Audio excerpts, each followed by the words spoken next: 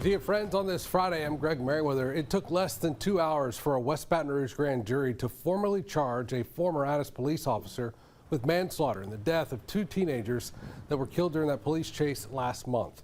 Elise Corville joins us with the family's reaction to this, the district attorney as well. And Elise, I guess it's important to point out that this means that the grand jury has said there's enough evidence for this case to go forward.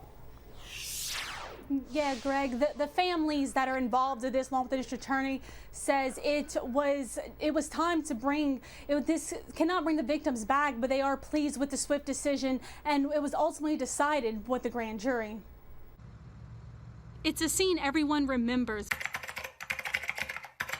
There's a community on the west side of the river returning today without 2 of their friends. I'm told that today's going to be a hard one. But for the Gill and Dunn family, it's another step in the process. Nothing will ever take it away, but I think that justice needs to be served in this case, and the evidence proves that. Part of our soul's been amputated, through the loss, but our faith in the system can be restored. A West Baton Rouge Parish grand jury has decided a former Addis police officer should be officially charged for his involvement in a crash during a chase that left 2 teenagers dead and another person critically injured. The grand jury indicted David Cawthorn on charges of manslaughter, aggravated obstruction of a highway, negligent injury, malfeasance in office, and reckless operation of a vehicle. Blue lights don't give you the right to part the Red Sea. The crash happened on New Year's Eve on LA1 in Bruley. According to officials, Bruley High cheerleaders Maggie Dunn and Caroline Gill were killed after their car was hit by a patrol car driven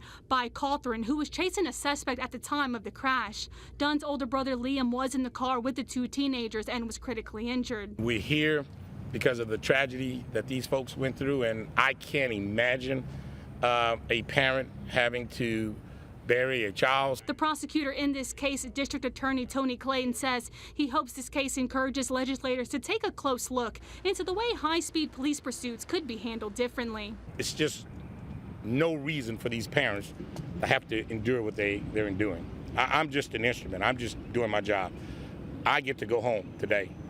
They have to go to a graveyard for the rest of their lives.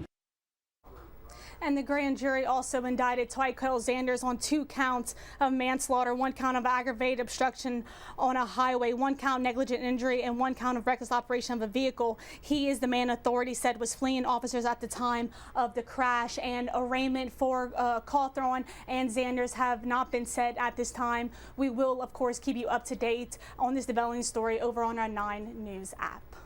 Elise, thank you for that. We appreciate it. Thank you very much. Controversial district